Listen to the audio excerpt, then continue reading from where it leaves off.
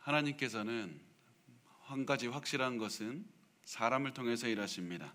하나님께서는 분명히 직접 일하실 수도 있지만 사람을 통해서 일하시기를 원하십니다.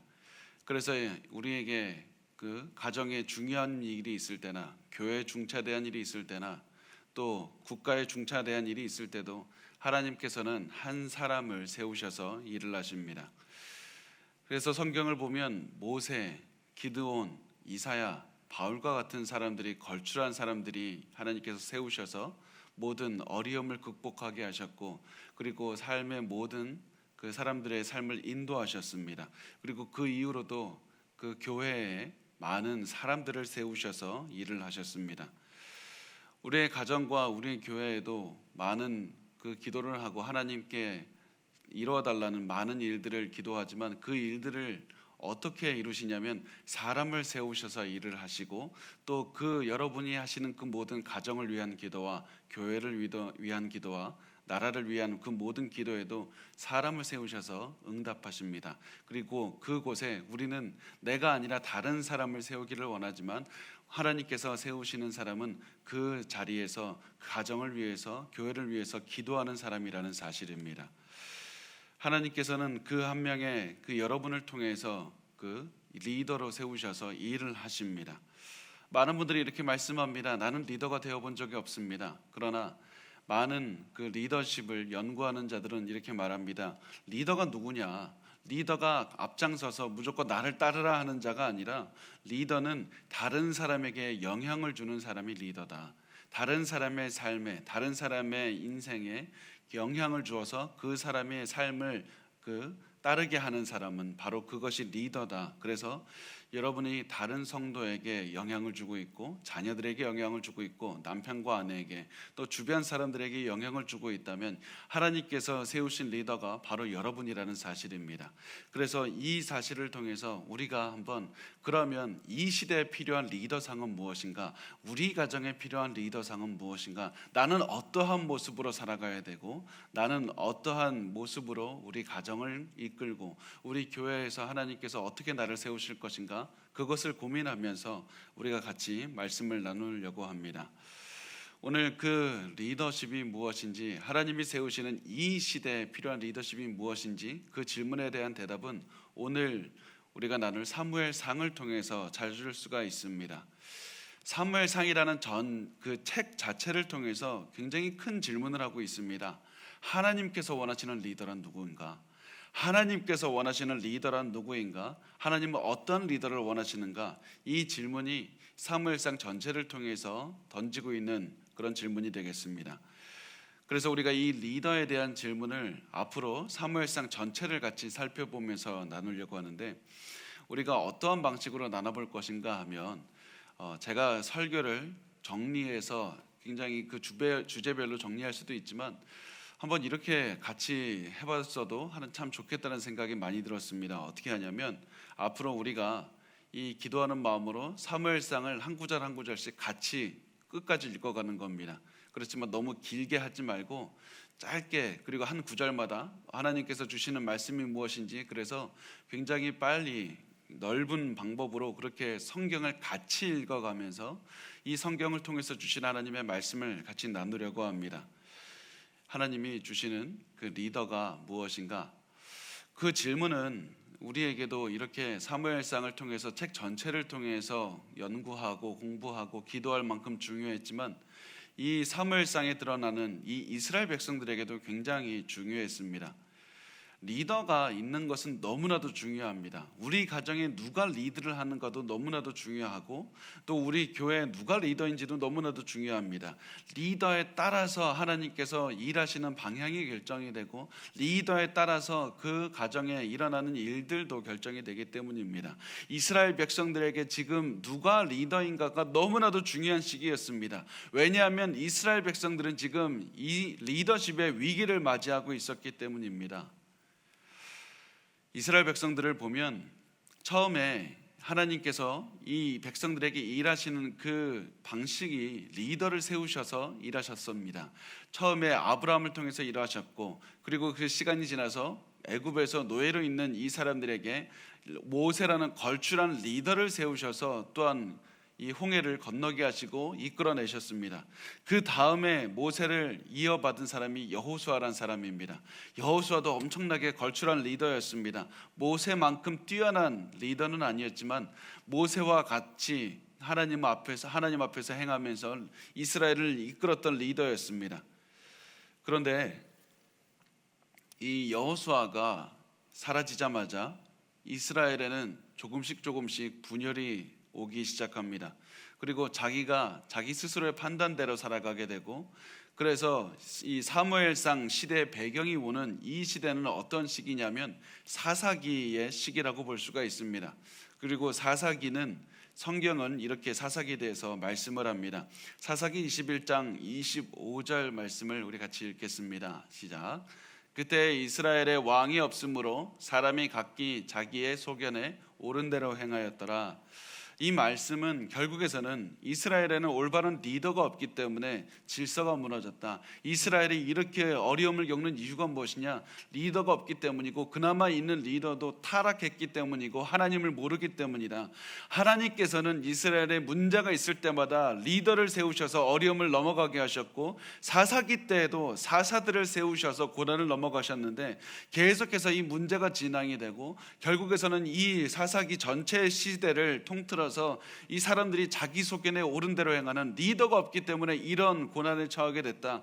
그래서 이 시대를 통해서 질문하는 것은, 하나님은 그렇다면 어떠한 리더를 세우셔서 이 어려움, 이 혼란의 시기를 뛰어넘게 하실 것인가? 하나님의 백성이 필요한 리더란 누구신가? 바로 그 질문을 우리가 지금 해야 됩니다. 우리의 가정이 지금 어렵고 혼탁하고 때로는 너무나도 무질서하고 어디로 가야 될지 알지 못하는데, 하나님 나를 리더로 세우셨다면 내가 어디로 이 가정을 이끌어야 되며 내가 이 가정에 어떠한 영향력을 끼쳐야 되는 것입니까? 내가 어떠한 모습으로 변해야지 하나님 나를, 주님 이 가정을 이끌 수 있는 리더로 세우신다는 사실입니까?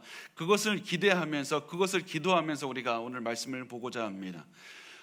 온 민족이 무너지고 온 가정이 무너지는 시기에 세워지는 하나님의 리더는 누구인가? 우리가 그것을 한번 나눠보도록 하겠습니다. 사무엘상 1장 1절 말씀은 이렇게 시작합니다. 에브라임 산지 라마다임 소빔에 에브라임 사람 엘가나라 하는 사람이 있었으니 그는 여로암의 아들이요 엘리후의 손자요 도후의 증손이요 숲의 현손이다. 지금 문제가, 한 민족의 문제가 가득 찼는데 말씀은 이렇게 시작합니다. 그 히브리어 말씀을 보면 히브리어는 이렇게 시작합니다. 한 남자가 있었다. 어떠한 남자가 있었다라는 말로 시작합니다. 하나, 어떤이라는 에하드라는 단어로 시작을 합니다.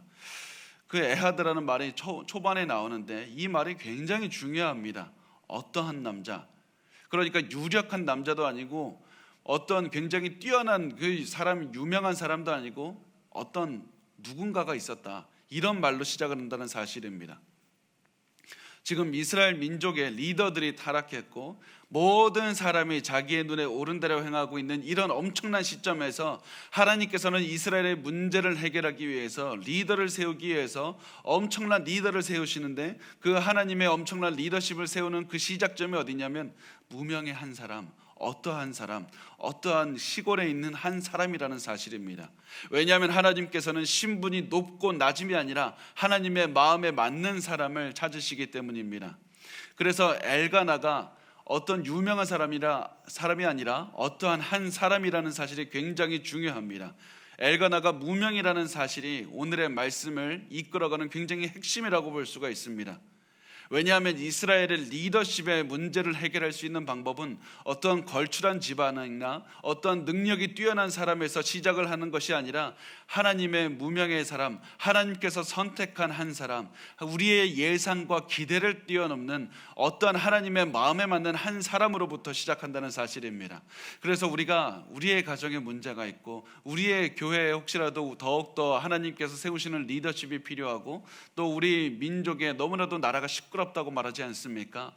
이때 많은 사람들이 지식이 뛰어난 사람이나 돈이 많은 사람이나 가문이 뛰어난 사람, 여러 가지를 얘기를 하지만 가장 먼저 무명이라도 하나님께서 원하시는 한 사람, 하나님께서 원하시는 한 사람이 바로 하나님께서 선택하시는 리더라는 사실입니다. 그런 점에서 여러분의 가정이 그 무질서의 상황을 겪고 있다면 하나님, 내가 너무나도 어려워서 많은 것들이 지금 내가 해야 될 것 같지만 나에게 필요한 것, 나에게 하나님께서 믿음을 주시고 내가 이 시간에 하나님께 시선을 맞추고 살아가게 해달라는, 하나님께 가장 중심을 잡고 가장 기본 중에 기본으로 시작을 하셨으면 좋겠습니다.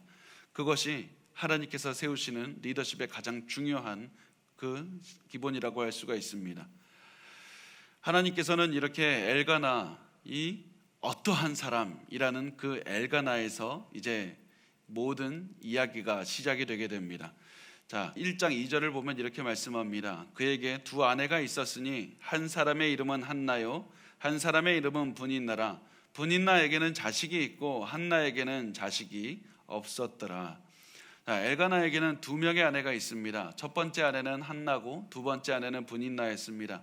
한나에게는 아이가 없다고 말씀을 합니다. 사무엘상의 기자는 여자 한 명이 아이를 갖고 싶었는데 갖지 못했다, 이렇게 굉장히 이렇게 차분한 토로 말을 하고 있지만 사실은 굉장히 지금 중요한 사실을 언급하고 있는 겁니다. 이스라엘 민족의 전체가 이 말씀을 통해서 그 상태가 드러나고 있습니다. 왜냐하면 이스라엘 민족이 하나님께 순종하면 자식의 복을 많이 주실 것이라고 언급하셨기 때문입니다. 신명기 7장 14절 말씀을 보면 이렇게 말씀합니다. 내가 복을 받음이 만민보다 훨씬 더하여 너희 중에 남녀와 너희의 짐승의 암수에 생육하지 못함이 없을 것이며, 분명히 지금 시대에는 당연히 여성이 불임을 겪거나 아이가 없다는 것이 당연히 하나님의 처벌이나 그런 것이 절대로 아니지만, 이 당시 구약 시대에서는 이 아이가 없다는 것이 하나님께서 그 사람들이 보기에 하나님께서 그 말씀을 그 사람이 어기고 하나님의 그 처벌을 받는다는 그런 의미였습니다.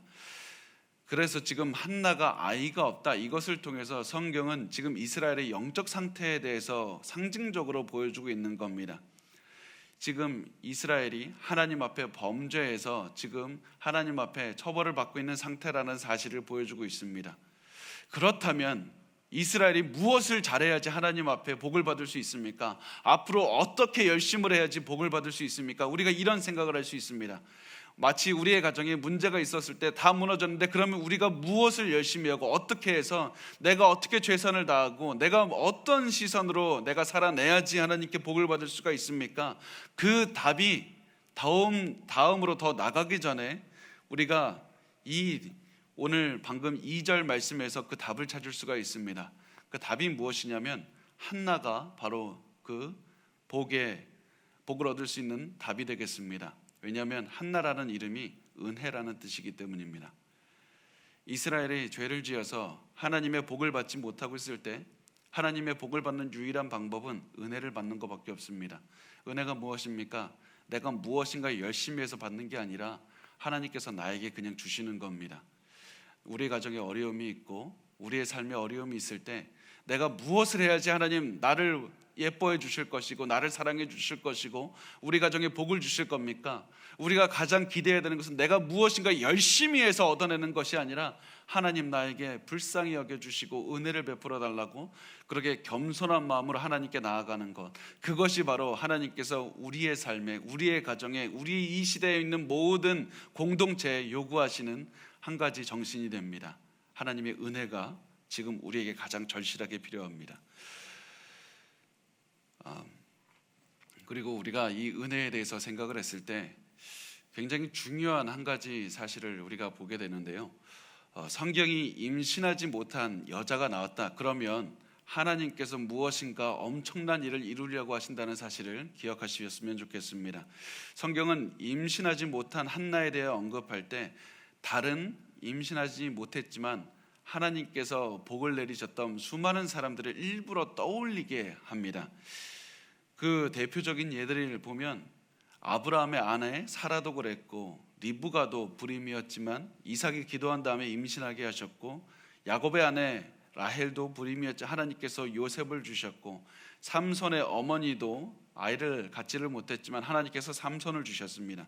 이렇게 아이를 갖지 못한 여성이 성경에 등장할 때마다 이스라엘의 영적 상태를 드러냈을 뿐만 아니라 하나님께서는 그 상태를 하나님의 탁월한 리더 한 명을 세우셔서 또다시 넘어가게 하시고 그 리더를 통해서 하나님께서 다음 단계로 다음 페이지로 넘어가게 하시는 굉장히 중요한 순간을 이 아이가 없는 여성을 등장시키시면서 일부러 이 기적을 보여주신다는 사실입니다.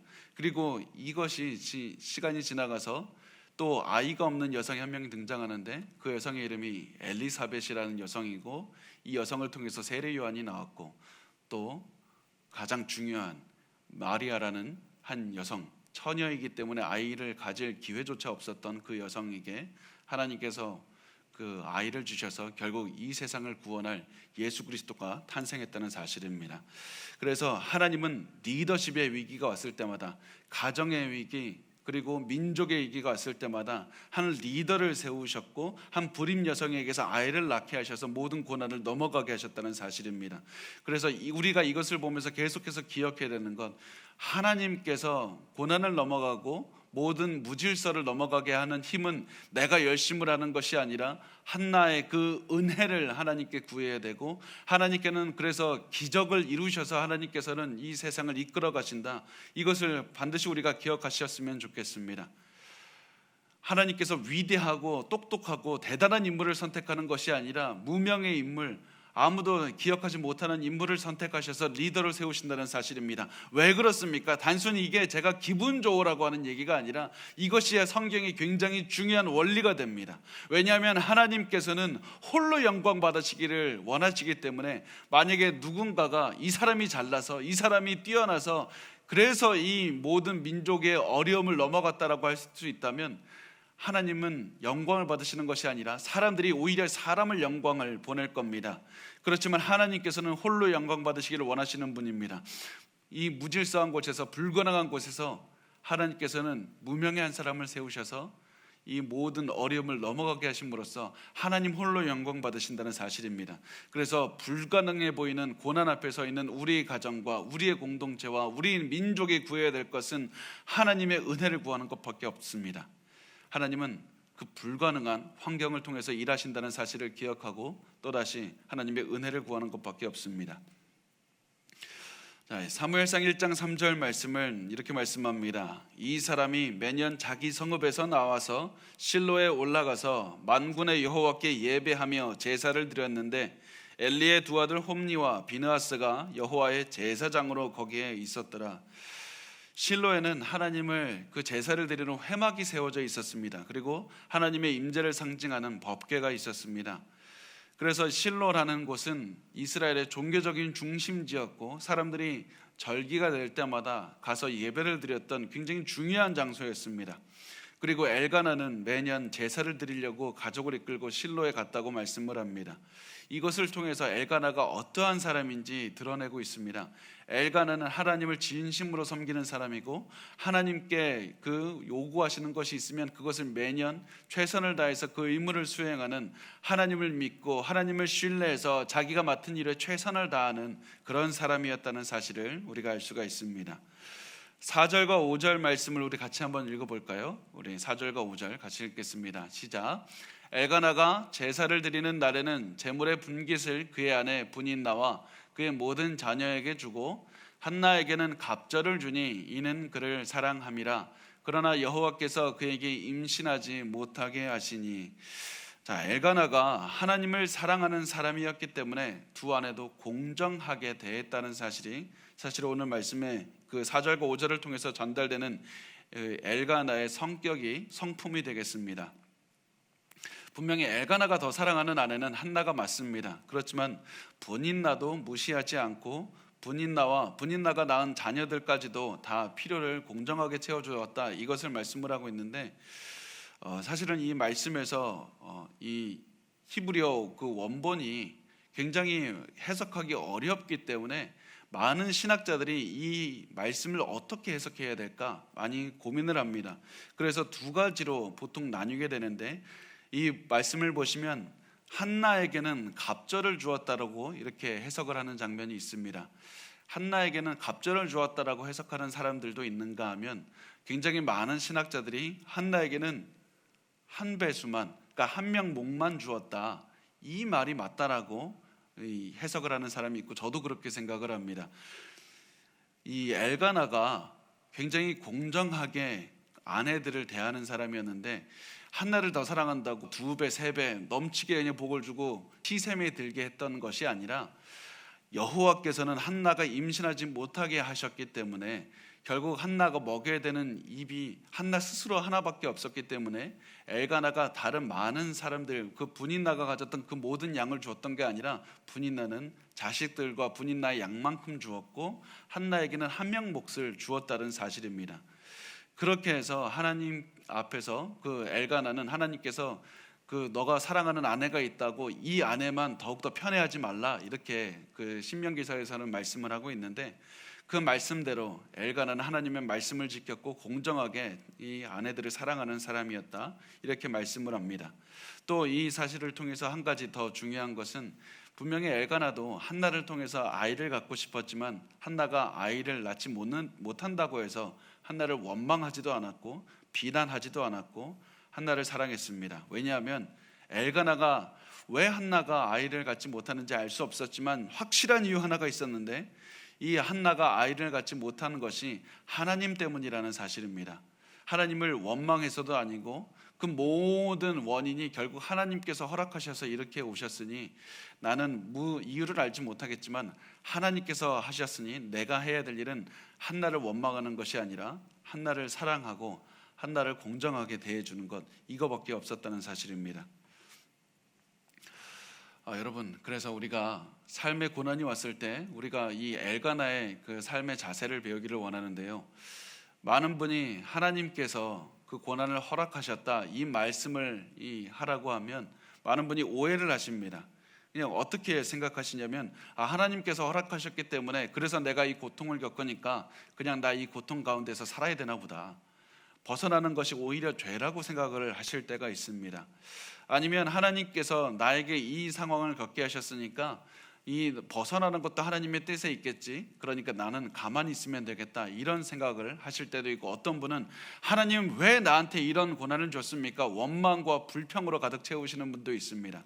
그렇지만 우리가 해야 되는 반응은, 하나님께서 허락하셨기 때문에 내가 이 고난을 당하고 이 고난을 당하기 때문에 내가 불평하고 원망하거나 그냥 수동적으로 있을 것이 아니라, 하나님께서는 주권자이시고 하나님께서는 모든 능력을 가지고 있는 분입니다. 지금 내가 이 고난 가운데서 무엇을 해야지, 하나님 무엇을 하기를 원하십니까? 내가 바뀌기를 원하십니까? 내가 상황을 바꾸기를 원하십니까? 그 모든 질문을 하면서 기도하면서 하나님의 뜻대로 살아가기를 위해서 기도하셔야 되고, 그리고 우리 주변에 있는 사람들을 최선을 다해서 사랑하면서 또한 살아가는 것, 그것이 바로 고난을 당하는 우리가 해야 되는 자세입니다. 그 모든 고난의 시간도 분명히 잘 견뎌야 되지만 그 고난을 또한 넘어가기 위해서 또한 최선을 다해야 되는 것, 이것이 하나님의 백성이 이 하나님의 능력을 인정하고 하나님을 사랑하는 하나님의 백성들이 매일매일 고난 가운데 보여야 되는 그런 반응이라는 사실입니다.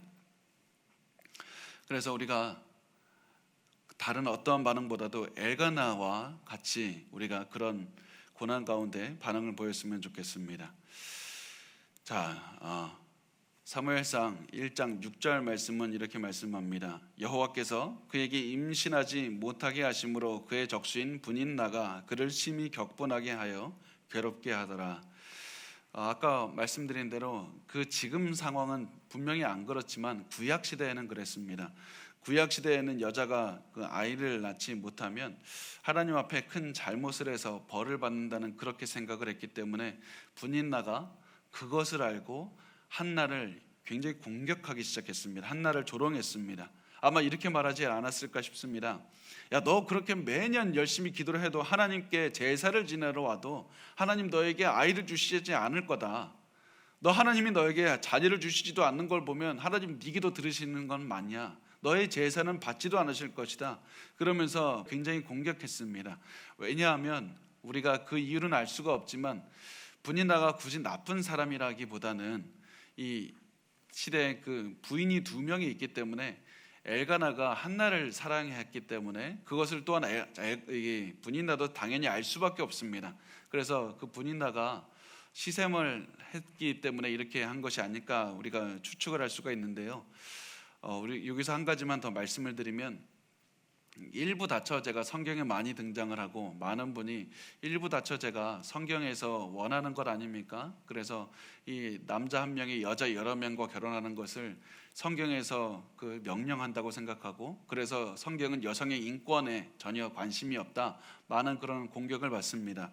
그렇지만 성경에서는 하나님께서 남자 한 명과 여자 한 명을 만드셨지 일부 다처제를 만드신 적이 없습니다. 일부 다처제가 있었던 이유는 그 당시에 그 고대 시대 때 보면 그 남자들이 보통 전쟁도 많이 나가고 그리고 사냥도 많이 하고 그랬기 때문에 남자들이 죽는 경우가 굉장히 많았습니다. 그렇다면 남은 여성들을 어떻게 해야 될 것인가? 이 결혼한 여자들이 이제 남편을 잃었는데 그 당시에는 원력이 있는 남자가 없으면 돈을 벌 방법이 없기 때문에, 그리고 그 당시가 지금처럼 복지 사회가 아니었기 때문에 여자가 남편이 없으면 아니면 아버지가 없으면 먹고 살기가 너무 막막해서 평생을 가난하게 사는 겁니다. 그리고 굉장히 사회적으로 악한 자들의 그런 성적으로 유린하려는 자들, 이런 사람들의 쉬운 공격 상태가 되었습니다. 그래서 이들을 구제하기 위해서 어쩔 수 없는 그 사회상으로서 그 남자들이 돈이 많은 사람들이 그 여자들을 한두 명 더 이상 그렇게 취하면서 그렇게 그 가정을 이루었던 겁니다. 그래서 그럼에도 불구하고 성경은 이들의 행동이 맞았다고 말씀하신 적이 없고, 그냥 이 당시에 어쩔 수 없이 사회에서 행했던 그런 관습이라고 보시면 되겠습니다.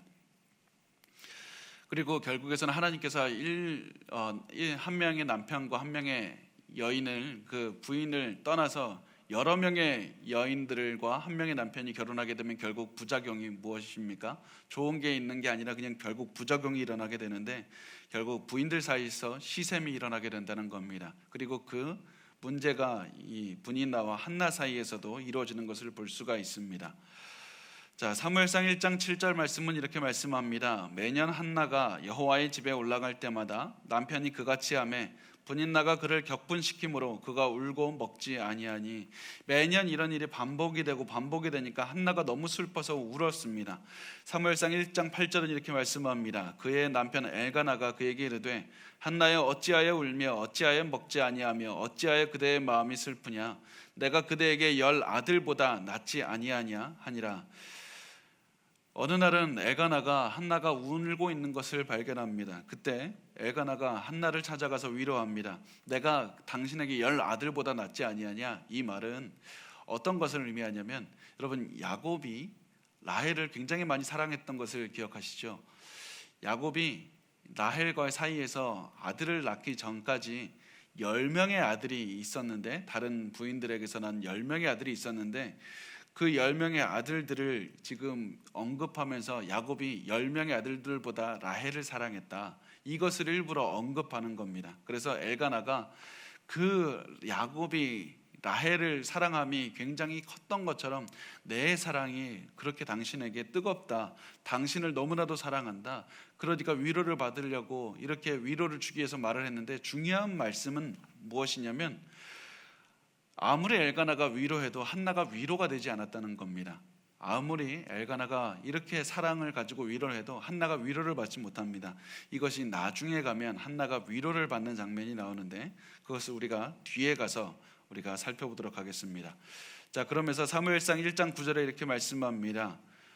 그들이 실로에서 먹고 마신 후에 한나가 일어나니 그때 제사장 엘리는 여호와의 전 문설주 곁 의자에 앉아 있었더라. 자, 이 말씀이 중요합니다. 여러분, 이 말씀이 중요합니다. 자, 이 말씀이 굉장히 중요합니다. 왜 중요하냐면 한나가 지금까지 수동적인 입장이었습니다. 한 여성이 그 당시에는 더군다나 지금 21세기가 아니지 않습니까? 한나가 살았던 시기에는 한 여성이 굉장히 수동적일 수밖에 없는 위치였습니다. 그럼에도 불구하고 지금 한나의 상태가 어땠냐면, 한나는 무엇인가를 받는 그런 사람으로 그려지고 있습니다. 하나님께서 태를 닫으셨습니다.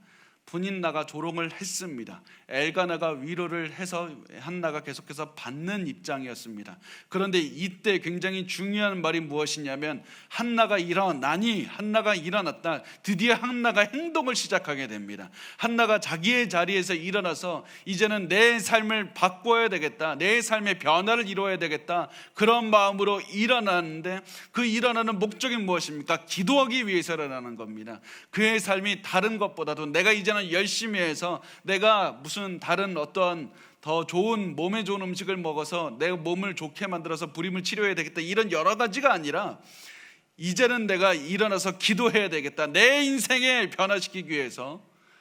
그리고 기도했을 때 이때 바로 한나의 삶이 변했을 뿐만 아니라 이스라엘의 민족의 변화가 시작이 됩니다.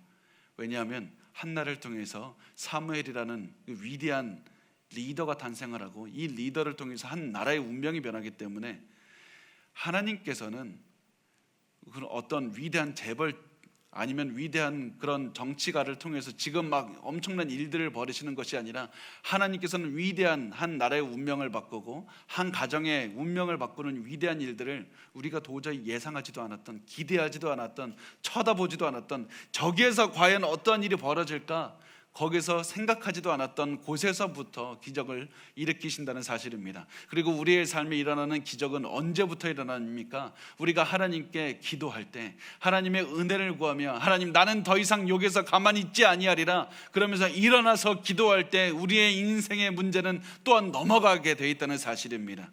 그리고 이때 중요한 등장인물 한 명이 나타나는데 엘리가 나타납니다.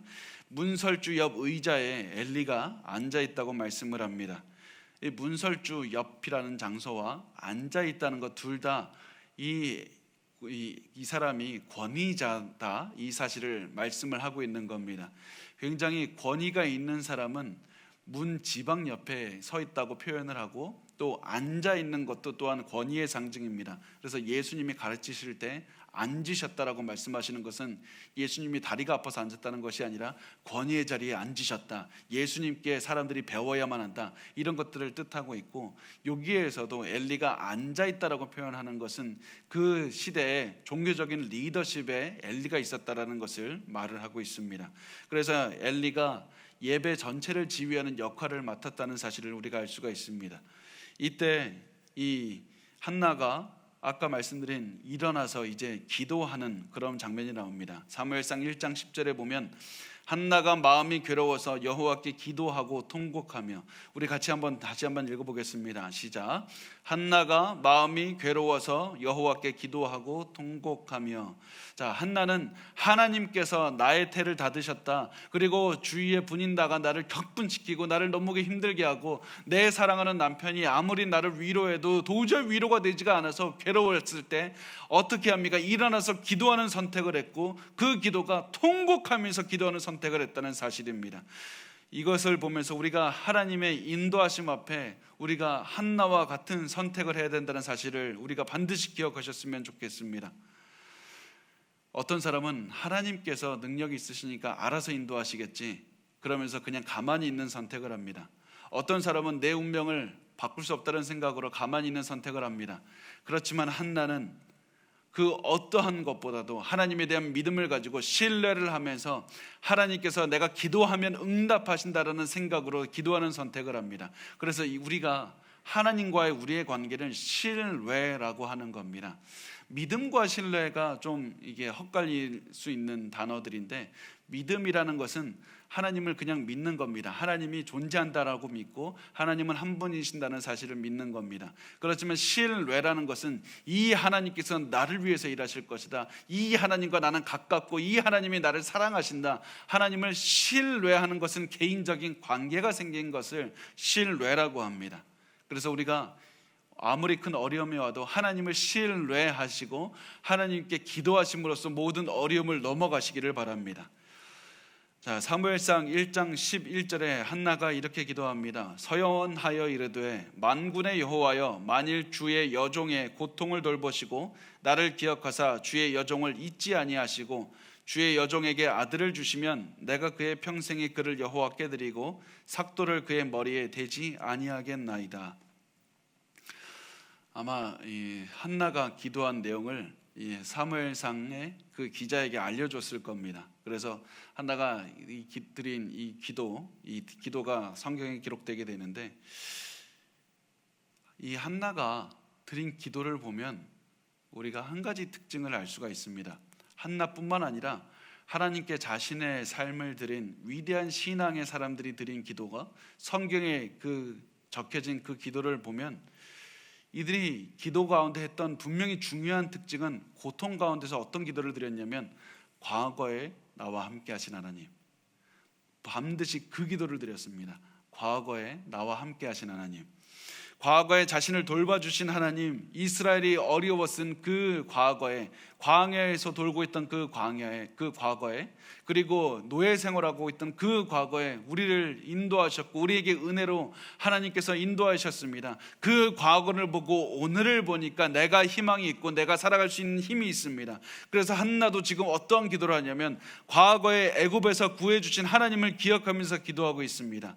그 예로 한나가 지금 과거에 그 출애굽기, 그리고 많은 구약 성서의 많은 그 말씀들을 인용하면서 일부러 기도하고 있는 건데, 그 인용하는 말씀 가운데 하나가 출애굽기 3장 7절 말씀을 우리가 볼 수가 있습니다. 이 3장 7절 말씀을 우리 같이 읽겠습니다. 시작. 여호와께서 이르시되 내가 애굽에 있는 내 백성을 고통을 분명히 보고 그들이 그들의 감독자로 말미암아 부르짖음을 듣고 그 근심을 알고, 이렇게 말씀을 합니다. 한나가 주의 여종의 고통을 돌보시고 나를 기억하사 주의 여종을 잊지 아니하시고, 이 말씀을 통해서 출애굽기 3장 7절을 또한 언급하고 있다는 것을 볼 수가 있고, 또 다른 여러 가지 말씀들을 한나가 언급하면서 기도하고 있다는 것을 볼 수가 있습니다. 이것을 통해서 우리가 두 가지 반드시 기억하시기 바랍니다. 첫 번째, 한나가 이렇게 기도할 수 있었던 것은 평소에 하나님의 말씀을 가까이 했기 때문에 그의 기도하는 와중에서 계속해서 그에게 어떠한 말씀이 있었고 어떠한 말씀이 있었고 그것이 계속해서 자기 입술을 통해서 고백이 됐다는 사실입니다. 한나가 무슨 박사 과정이 있어서 성경 박사여서 이렇게 이 심오한 기도를 드릴 수가 있었던 것이 아닙니다. 그 당시는 여자들은 거의 교육의 기회조차 제대로 누리지도 못했던 상황이었습니다. 그럼에도 불구하고 한나가 이렇게 성경에 깊숙이 언급하면서 인용하면서 기도할 수 있었던 이유는, 한나가 평소에 매일 하나님의 말씀을 사랑하고 묵상하면서 하나님의 말씀을 입에서 떠나지 않게 했기 때문이었습니다. 그래서 우리가 반드시 기도할 때도 우리 하나님의 말씀을 항상 평소에 묵상하시고 평소에 읽고 그것을 우리의 마음속에 새기는 것이 굉장히 중요합니다. 그것이 첫 번째, 우리가 한나의 기도를 통해서 알 수가 있는 것이고, 두 번째, 우리가 반드시 어려울 때는 과거의 나를 돌봐주신 하나님을 먼저 언급하시기 바랍니다. 아무리 주변 사람들이 여러분의 마음을 힘들게 하고 아무리 어렵게 한다고 할지라도 가장 우리가 먼저 기도해야 되는 건 하나님께 시선을 돌리기 위해서 과거의 나를 지켜주신 하나님, 그 하나님 나를 볼 때 내가 하나님의 은혜를 얻고 내가 확신을 가질 수가 있습니다. 우리가 그런 마음으로 우리가 하나님께 기도를 드려야 됩니다. 제가 이렇게 말씀을 드리면서도 많은 분들의 얼굴이 떠오릅니다. 많은 분들이 하나님께 기도했다고 말하는데, 그 기도한 내용들이 어떤 내용이었냐면, 하나님 너무 힘듭니다. 그러면서 자신의 그 상처 가득한 마음으로 하나님 빨리 도와달라고 기도를 하는데, 하나님께서 나를 도와주신다는 확신을 가지지 못하고 1시간, 2시간, 3시간씩 계속해서 기도합니다. 그렇지만 하나님께서 받으시는 기도는 하나님께 시선을 돌리고 하나님을 신뢰하는 사람이 하나님 앞에서 확신을 가지고 드리는 기도를 원하십니다. 하나님 앞에 기도를 하면서도 하나님이 내 기도를 들으실까 불안해하는 기도가 아니라 하나님 앞에 진정으로 드리는 기도를 원하십니다. 그리고 그런 기도를 드리기 위해서는, 과거에 나 정말 죽을 만큼 힘들었는데 나를 돌봐주신 하나님, 내가 또다시 어려움이 있습니다. 그렇지만 과거의 나를 돌봐주신 하나님께서 오늘도 나를 함께 하실 줄 믿습니다. 그런 확신을 가지고 기도를 드리시기를 바랍니다. 이렇게 한나가 하나님에 대한 확신을 가지고 신뢰하면서 기도를 드렸는데, 한나가 드린 기도의 내용을 보면 이렇습니다. 하나님, 나에게 아들을 주시면 그 아들을 내가 하나님께 드리겠습니다.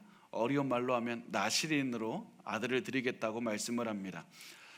나시린이라는 것은 어렵게 설명하지 않고 쉽게 설명하면 하나님께 헌신한 사람을 말합니다. 다만 일반적인 상황에서 나시린은 잠깐 동안 그 평생이 아니라 잠깐의 기간 동안 몇 년 그렇게 잠깐의 기간 동안만 하나님께 헌신을 하게 되지만, 이 한나가 기도한 이 자신의 아들을 주시면 이 아이를 나시린으로 드리겠다는 말씀에서는 이 아이를 평생 하나님께 헌신한 아이로 만들겠다고, 하나님께 이 자신의 아이를 드리겠다고 그렇게 해서 하나님께서는 이 한나의 기도를 통해서도 이스라엘의 역사를 계속해서 이제는 이 한 명의 하나님께 평생 헌신한 아이를 통해서 바꾸어 가신다는 사실을 이 말씀을 하고 있습니다. 사무엘상 1장 12절에서 14절 말씀을 우리 같이 읽겠습니다. 시작. 그가 여호와 앞에 오래 기도하는 동안에 엘리가 그의 입을 주목한즉 한나가 속으로 말하매 입술만 움직이고 음성은 들리지 아니하므로 엘리는 그가 취한 줄로 생각한지라. 엘리가 그에게 이르되 내가 언제까지 취하여 있겠느냐, 포도주를 끊으라 하니.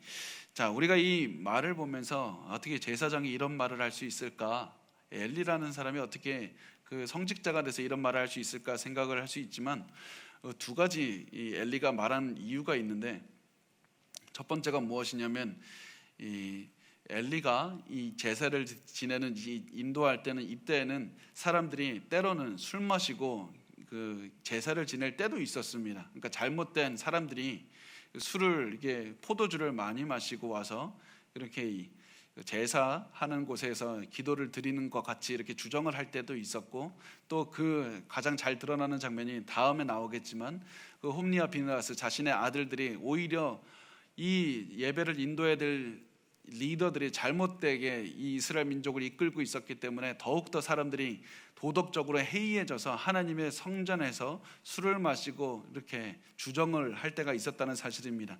그래서 그런 모습을 평소에 봐온 엘리가 저 여자도 그런 모습이 아닐까 그렇게 오해를 했던 겁니다. 그렇지만 두 번째 이유는 아무리 그럼에도 불구하고 하나님께 기도하는 자와 술 취해서 그렇게 주정하는 자를 구분을 못해서는 안 되는 것이었습니다.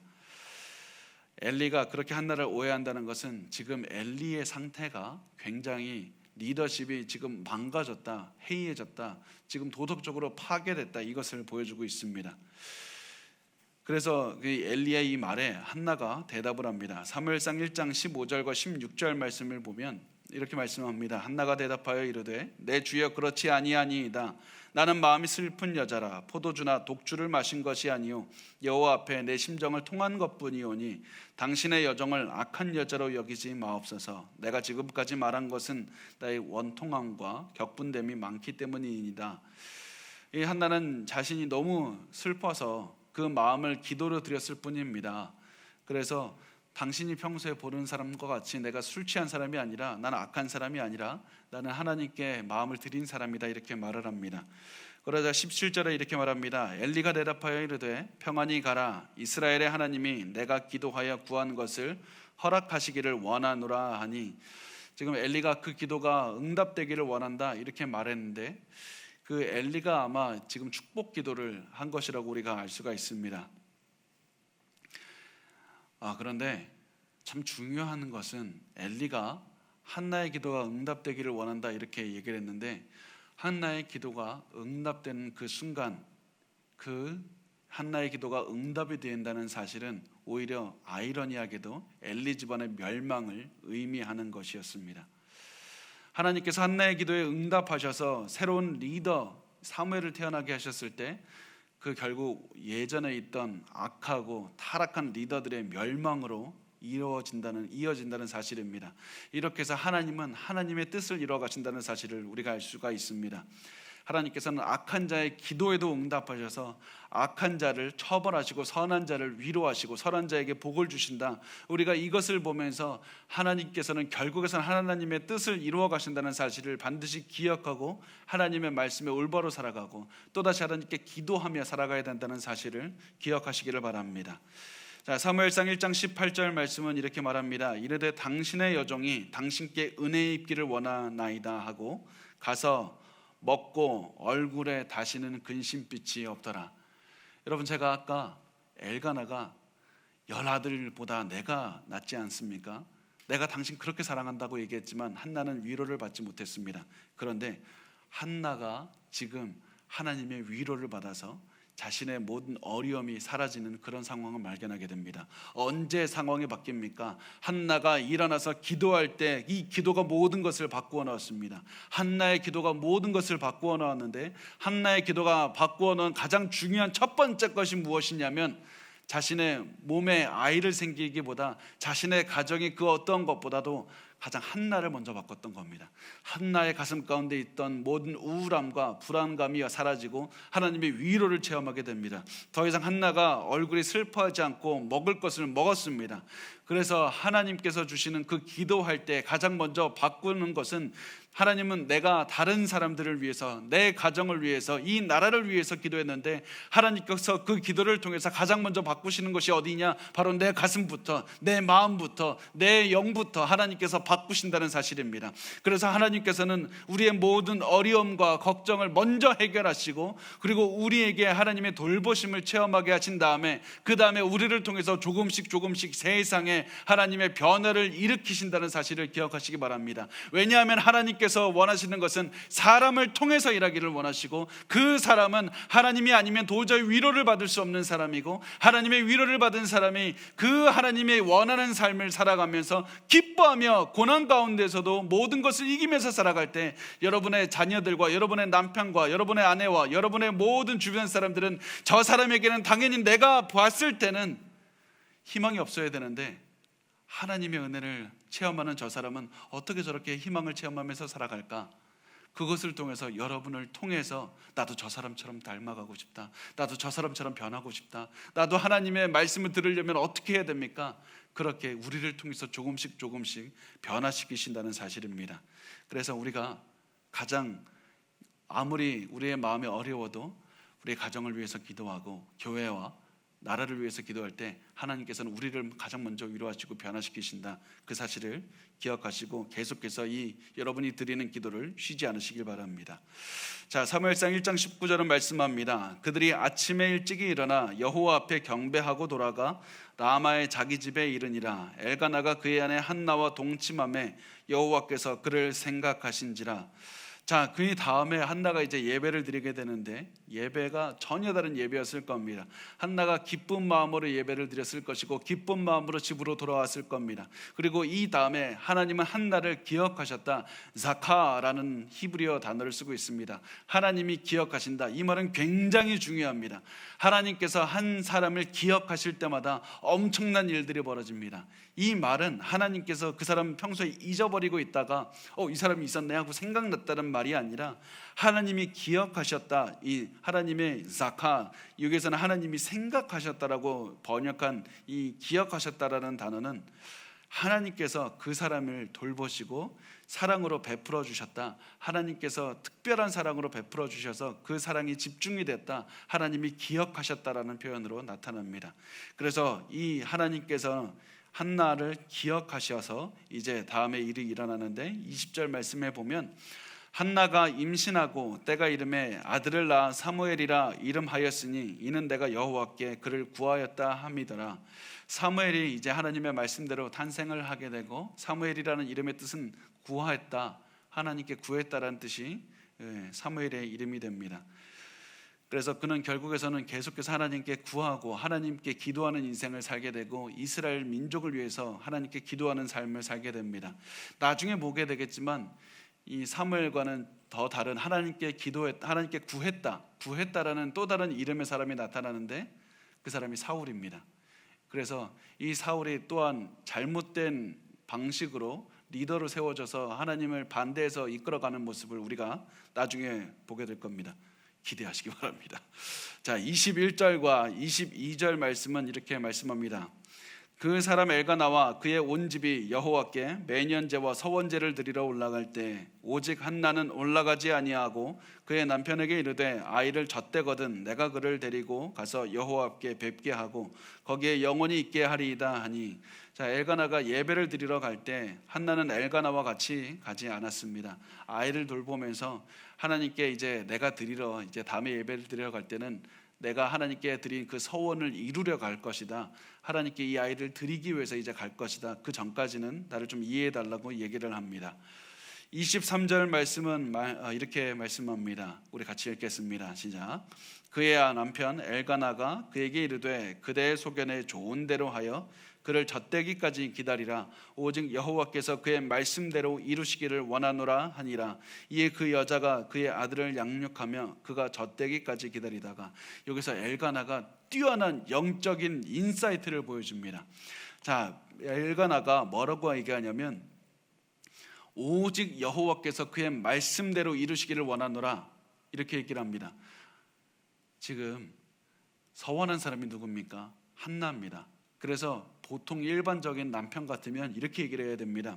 당신이 하나님께 약속한 그 말대로 이루기를 원한다. 당신 지금 나와 같이 가지는 않지만 언젠가 시간이 지났을 때 그 아들을 당신이 바칠 그날, 당신의 서원한 그날, 당신이 그 한 말을 지키는 그 날이 오기를 내가 원한다, 이렇게 말하는 것이 아니라 여호와께서 그의 말씀대로 이루시기를 원하노라, 이렇게 말을 합니다. 왜 그렇습니까?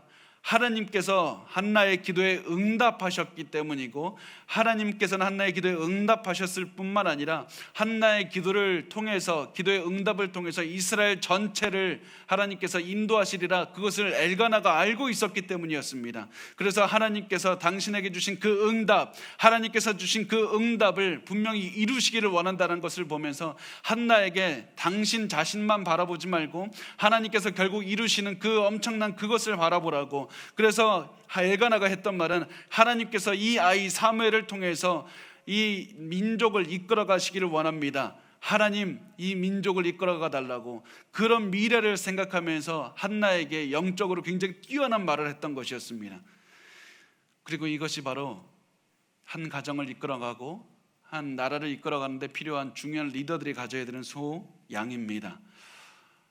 영적인 인사이트와 영적인 깊이가 우리에게 필요합니다.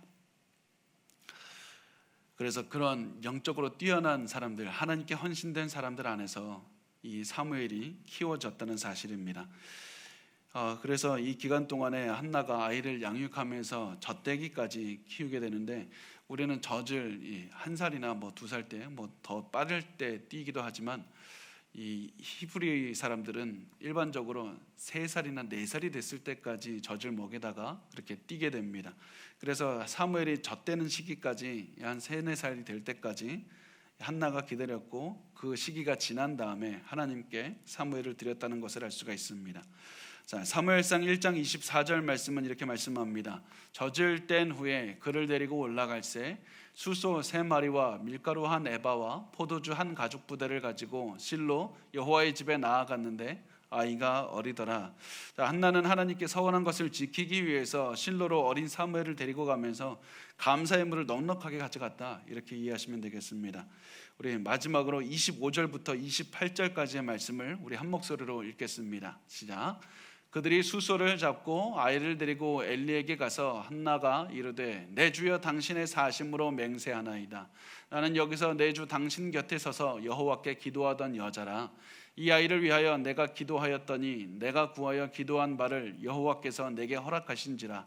그러므로 나도 그를 여호와께 드리되 그의 평생을 여호와께 드리나이다 하고 그가 거기서 여호와께 경배하니라. 이렇게 하면서 오늘 말씀을, 이 한나의 그 감사의 그 표현을 마지막으로 해서 오늘 말씀은 마무리가 되게 됩니다. 자, 우리가 오늘 말씀을 통해서 3가지를 기억하셨으면 좋겠습니다. 첫 번째, 엘가나의 인격을 우리가 배워야 됩니다. 엘가나는 성경에서 굉장히 유명한 사람들, 어떤 학생들이 나 뭐 다윗처럼 되고 싶습니다, 나 베드로처럼 되고 싶다고 말하지만 나 엘가나처럼 되고 싶다고 그렇게 말할 정도로 유명한 사람은 아닙니다. 그렇지만 엘가나는 굉장히 뛰어난 사람이었고, 그리고 단순히 영적으로 뛰어난 사람이었을 뿐만 아니라 아내를 사랑하고 가정을 사랑하는 그런 충실하고 굉장히 믿음직스럽고 하나님을 사랑하는 사람이었습니다. 그런 아버지와 남편이 바로 엘가나였습니다. 그래서 엘가나는 우리의 삶의 본이 된다는 사실을 우리가 알 수가 있습니다. 두 번째, 한나의 기도를 우리가 배울 수가 있었습니다. 한나는 분명히 어려움 중에서 기도를 드렸는데 한나가 어쩔 수 없이, 할 수 없이 드리거나 그냥 마지못해서 잠시 시간 때우느라고 기도한 적이 없습니다. 한나에게 있어서 기도는 현실을 싸워가는 전쟁이었습니다. 내가 모든 어려움을 이겨내고 내 가슴 속에 있는 외로움과 우울함과 모든 아픔을 이겨내는 그 방법, 그것을 내가 이 기도를 놓치면 나는 질 수밖에 없다, 내 희망은 기도밖에 없다라는 마음으로 반드시 하나님께 이 한나가 기도를 드렸던 것이고, 그리고 한나는 단순히 기도를 드렸던 것이 아니라 하나님께서 나를 돌보신다 이 사실을 가지고 기도했습니다. 여러분, 우리가 하나님께서 나를 돌보신다는 신뢰하는 마음을 갖는 것은 내가 기도만 했으면 되지 어떻게 그것까지 갔습니까? 그것은 더 플러스 엑스트라로 더 주어지는 것이라고 생각할 때가 있지만, 기도할 때 우리가 마치 벼랑 끝에서 이 줄을 하나를 매달고 있는 그 사람처럼, 이 줄을 놓치면 죽는 사람인 것처럼 하나님에 대한 신뢰를 놓치면 나는 죽는다는 마음으로, 절실한 마음으로 하나님을 신뢰하는 마음을 가지셨으면 좋겠고, 이 마음을 갖고 있다면 자연스럽게 기도하게 됩니다. 그래서 우리의 마음속에서는 항상 하나님을 신뢰해야 된다, 하나님을 놓치면 안 된다, 하나님만을 내가 믿고 따라야 된다, 그 마음을 내가 목숨을 지키는 마음으로 우리가 그 마음을 가지고 사셨으면 좋겠습니다. 그런 마음을 가질 때 온전한 기도를 드릴 수가 있습니다. 세 번째, 우리가 마지막으로 가장 중요한 것은 하나님께서 이 1장을 통해서 그냥 엘가나 뛰어난 사람이니까 엘가나 따라가라, 한나 뛰어난 사람이니까 한나처럼 살라, 이것이 이 말씀을 통해서 주어지는 것이 아닙니다. 왜냐하면 그 당시에는 한나와 같은 수많은 아이를 갖지 못하는 여성들이 있었고, 또 그 여성들 중에서도 하나님께 기도하는 여성들이 있었을 겁니다. 그럼에도 불구하고 그 여성들의 기도는 듣지 않으시고 하나님께서는 한나의 기도를 들어주셨습니다. 그것을 통해서 우리가 무엇을 할 수 있습니까? 이 본문의 내용의 주인공은 한나도 아니고 엘가나도 아니고 하나님이라는 사실입니다. 하나님께서 한나를 기억하셨고 하나님께서 이스라엘을 기억하셨고, 그래서 하나님께서는 한나도 받을 자격이 없고 이스라엘도 계속해서 죄 가운데 살아갔어야만 했는 그런 상황이었지만, 하나님께서 은혜로 말미암아 이 한나를 건지셨고 한나에게 자녀를 주셨고 이스라엘을 이끄셨다는 사실, 이것을 이 본문을 통해서 말씀을 하고 있는 겁니다. 그래서 하나님께서는 이 한나에게 사무엘이라는 사람을 주셨고 결국 이스라엘의 위기도 극복하게 하시는 것이 하나님의 은혜로 된다. 그래서 우리가 이 리더십의 위기를 겪고 모든 고난을 겪고 있는 우리의 인생과 우리의 가정과 우리의 이 나라, 이 모든 것들을 위해서 우리가 할 수 있는 것이 무엇인가? 가장 먼저 하나님께 은혜를 구하며 하나님 은혜를 내려달라고 하나님의 은혜 앞에서 겸손하게 살아가는 것, 그것밖에 없다는 사실입니다. 내가 이 가정을 이끌기 위해서 무엇인가 더 대단한 노력을 보일 것이 아니라, 실력을 쌓을 것이 아니라, 내가 누군가를 붙잡아서 무슨 어떤 위대한 일을 하는 것이 아니라, 우리가 하나님 앞에 하나님 우리에게 은혜를 베풀어 주시길 바랍니다. 그 마음으로 겸손하게 기도할 때 하나님께서는 우리의 가정을 기억하실 것이고 우리의 나라를 기억하셔서 또다시 이 위기를 또한 극복하게 하실 겁니다. 우리 그 사실을 기억하시고 하나님이 주인공이다, 하나님이 하신다, 그 하나님이라는 그 키워드, 하나님이라는 중점을 잡고 우리가 오늘 하루도 사셨으면 좋겠습니다.